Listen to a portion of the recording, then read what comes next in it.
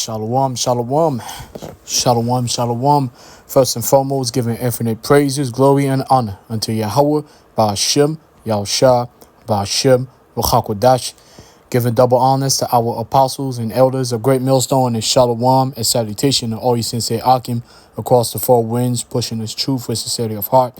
I'm your fellow servant, Kasamagan from the DC camp, coming at you through the spirit and power of Yahweh, Ba'ashem, Yahushua, Ba'ashem, Ruchakwadash, to feed the elect.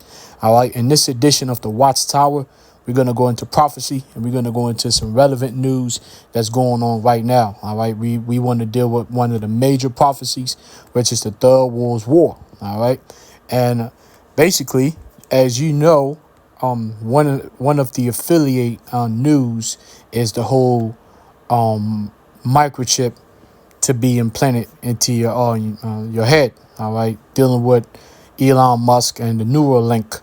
The reason why I said it's an affiliate is because the microchip spoken of in the scriptures in the Bible, in the book of Revelation 13, as the mark of the beast to be implanted in your right hand or your forehead, has to happen first prior to this prophecy that I'm going to engage into, which is the Third World War. But things are kicking off so fast in Europe and the Middle East that it's a clear sign that the mark of the beast is really, really near and right around the corner. All you need is just a good amount of false flag operations, and bam, the mark of the beast will be pushed across the four winds. All right. Now, this is out of Reuters. All right. This is Reuters. And it says NATO's largest military exercise since Cold War kicks off. Very important. NATO. What is NATO? NATO is known in the scriptures as the beast. All right. Because you're talking about NATO as the North Atlantic Treaty Organization. As we know, NATO was constructed. It's a power source of the European Union, a.k.a. the EU. So the EU, European Union, all right, all these European nations got together to create an organization. Really, they did that to fight against the old USSR, all right? Because at the time, back then, you had what was called a Cold War, all right? So they came up with NATO and to make sure that Russia would never rise up. And if Russia ever rose up, if the USSR ever rose up from the ashes, so to speak, that NATO will be there to so-called protect all these European nations from USSR/Russian invasion. All right, so now Reuters, and this is dated January 24th, 2024. And it says Washington, January 24th, it says the U.S. Navy dock landing ship Gunston Hall left port on Wednesday to mark the first movement for the largest NATO exercise since the Cold War. Why is that? There's a lot of movement going on in the Middle East right now. You have proxy wars between Israel and Iran, just as prophesied in the scriptures, beginning with our apostles and elders of Great Millstone over 30 years ago, that the Third World War would not happen through Ukraine versus Russia and all these other proxy wars. The Third World War was always going to be sparked off by Israel and Iran going at each other. Now, right now, they're not directly going at each other, but they are going at each other through proxy wars, meaning they are backing rebels that are basically killing each other respective military soldiers. So it's not a direct attack yet, but it's getting there. And NATO knows it. That's the reason why they're getting ready, because they know the minute you get a so-called direct attack from Iran to Israel or Israel to Iran, that the old USSR led by Russia and then China would definitely stand up and try to protect Iran. All right, so now it says, I'm going to read this again. January 24, Reuters, the U.S. Navy dock landing ship Gunston Hall left port on Wednesday to mark the first movement for the largest NATO exercise since the Cold War. What is happening? Some 90,000 troops from the United States and fellow NATO allied nations are due to join the Steadfast Defender 2024 drills that will run through May. Wow. More than 50 ships from aircraft carriers to destroyers will take part, as well as more than 80 fighter jets, helicopters, and drones, and at least 1,100 combat vehicles, including 133 tanks and 533 infantry fighting vehicles. The drills will rehearse NATO's execution of its regional plans, the first defense plan the alliance has drawn up in decades, detailing how it would respond to a Russian attack. All right, why it's important.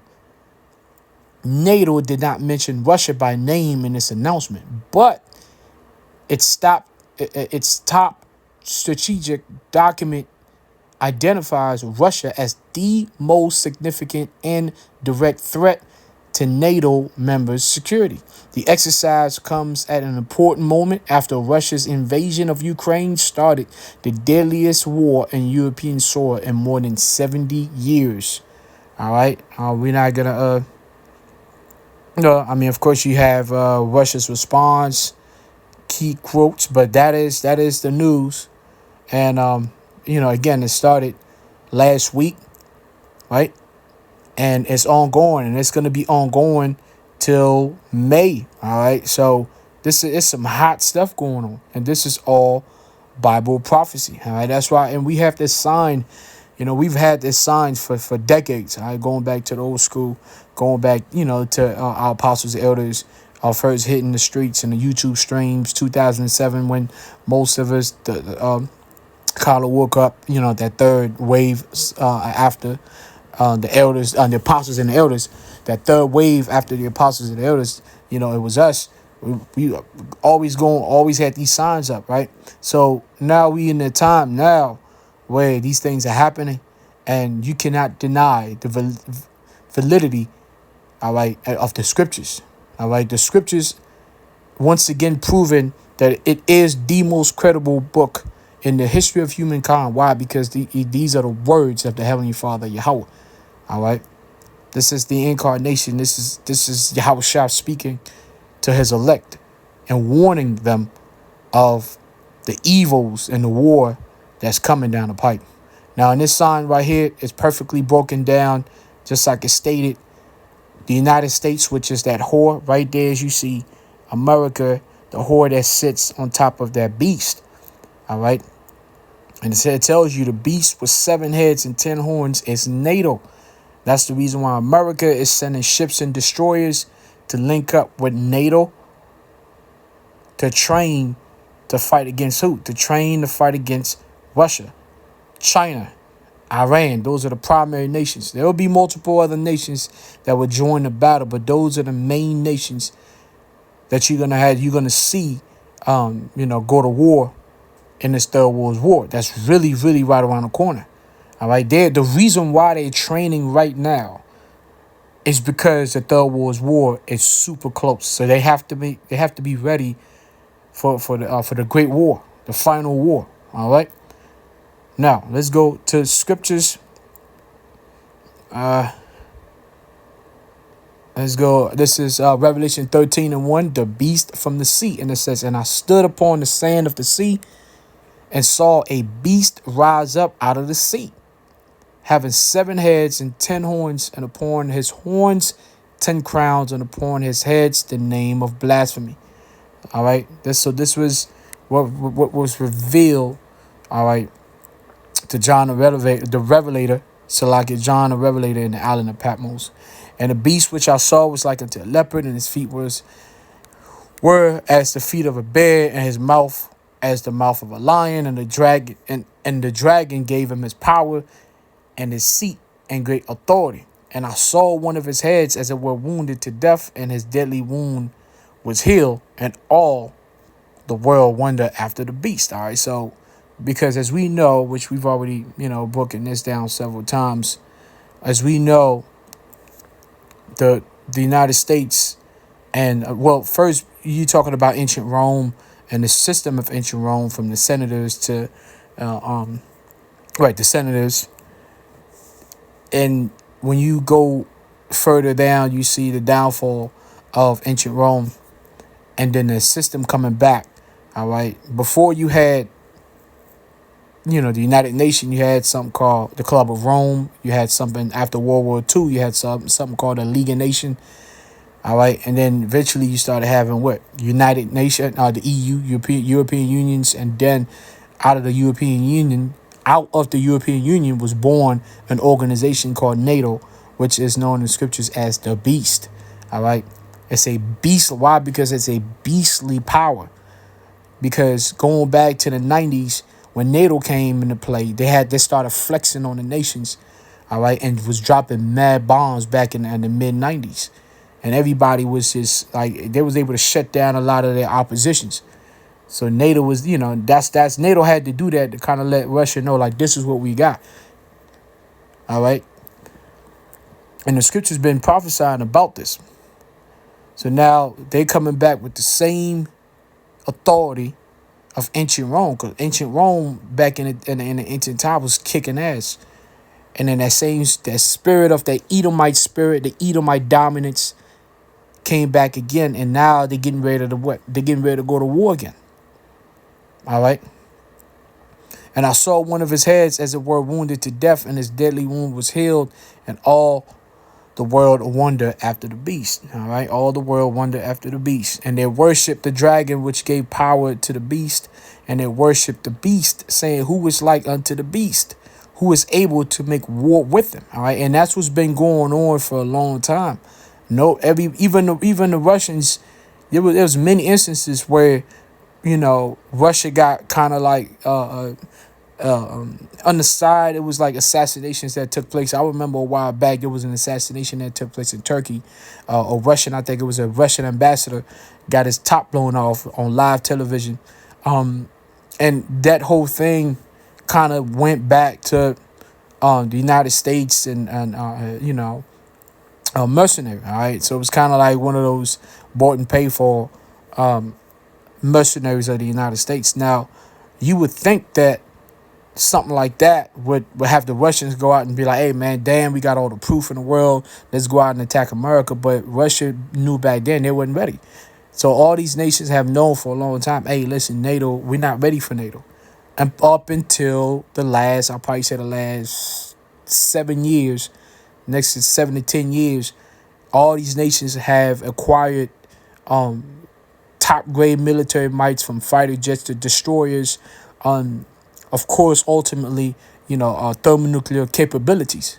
So now those nations are saying, hey, NATO, we want all of that smoke. And NATO wants the smoke as well, because Edom, Esau, the devil that the Bible speaks of, the so-called white man, beginning with his elites, the Rothschilds control both. The Rothschilds control both NATO and the EU, and they also control the flip side, which is China, Russia, and Iran.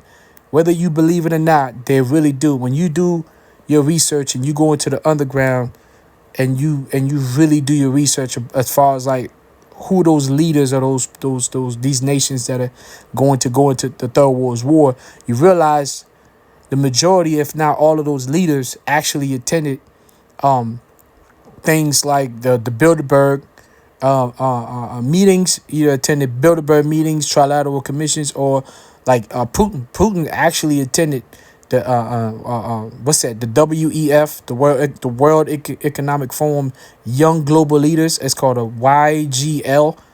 And you go and look at that list of the YGL Young Global Leaders, guys that were mentored by Klaus Schwab and the Rockefellers and the Rothschilds. These are the dudes that are leaders of these nations. From the Prime Minister of Canada, he was part of the Young Global Leaders. Vladimir Putin was part of the Young Global Leaders. Xi Jinping had always been doing deals with the Rothschilds from the get-go, because he's part of that gang, that Chinese, I think it's called a triad. I forgot the name of that shit. That Chinese royal gang. He's been dealing with the Rothschilds for the longest. So the elites are in control of both sides. They're trying to play like they're gods, right? Trying to do the same shit that they did in World War I and World War II, when they funded both Hitler and Winston Churchill. All right, they paid off General Charles de Gaulle of France. They paid him to sit basically to fall back to allow Germany to walk through France. Like, this is the real history. All right.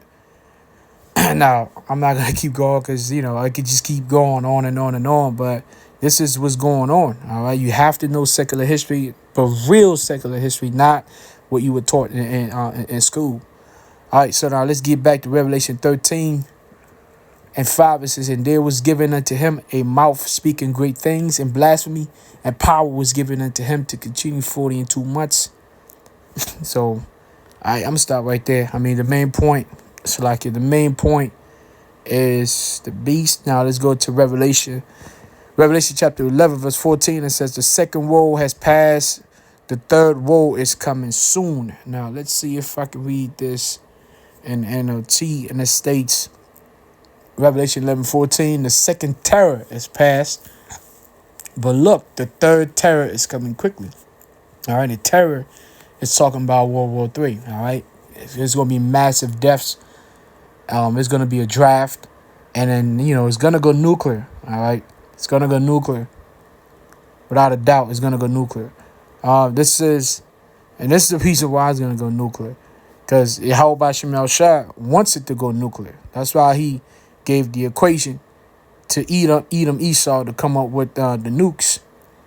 This is Luke chapter 12, verse 49. "I have come to set the world on fire." Well, this is the NLT.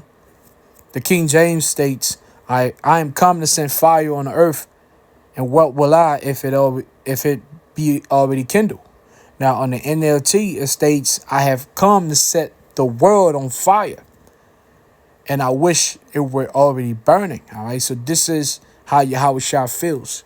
This is red letter Bible. This is how Yahweh Shah feels. "I have come to set the world on fire, and I wish it would already burn it." So Yahweh Shah can't wait for this thing to pop off.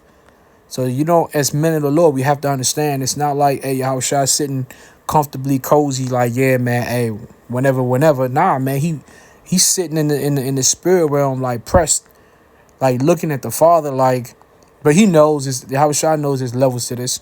But when this thing really start to pop off and people start to really die in masses, because he doesn't know the day and the moment when he's going to be given that green light, he going to be looking at the Father like any time now. Like, you know what I'm saying? Can I go? And I mean, because hey, listen, it's real stuff. Yahweh Shah love the scriptures say he has care for his elect. Because Yahweh Shah knows how hard it is, man, to live in truth and sincerity, in this wicked, degenerate world, man. It is the hardest thing ever. So he knows, because he was here. So you man, you better believe he wants to come down, man. But he has to set things up according to the prophecy. All right. And we're gonna close out with this. This is Zephaniah chapter 3, verse 8. It says, "Therefore wait ye upon me, saith the Lord, until the day that I rise up to the prey. For my determination is to gather the nations, that I may assemble the kingdoms, to pour upon them my indignation, even all my fierce anger. For all the earth shall be devoured with the fire of my jealousy. So now let's go to NIV. This is the NIV, and it states, "Therefore wait for me, declares the Lord, for the day I will stand up to testify. I have decided to assemble the nations." That's why these nations are assembling. This is the Spirit of the Lord. All right, this is the process of the Lord prior to the salvation, the deliverance of the election of the nation of Israel, the 1/3, 144,000. "I have decided to assemble the nations, to gather the kingdoms, and to pour out my wrath upon them, all my fierce anger. The whole world will be consumed by the fire of my jealous anger." All right, so we have to wait. But in the meantime, we have to keep an eye on what's going on in the world. So that's what I wanted to bring forth in this edition of the Watchtower. We got to continue to watch and pray. All right. So with that, I'm going to say, Carl Halay, I'm Yahweh Shem Shah. Double honors to our apostles and elders of Great Millstone and Shalom. Salutation to all you sincere Akim across the four winds, pushing this truth.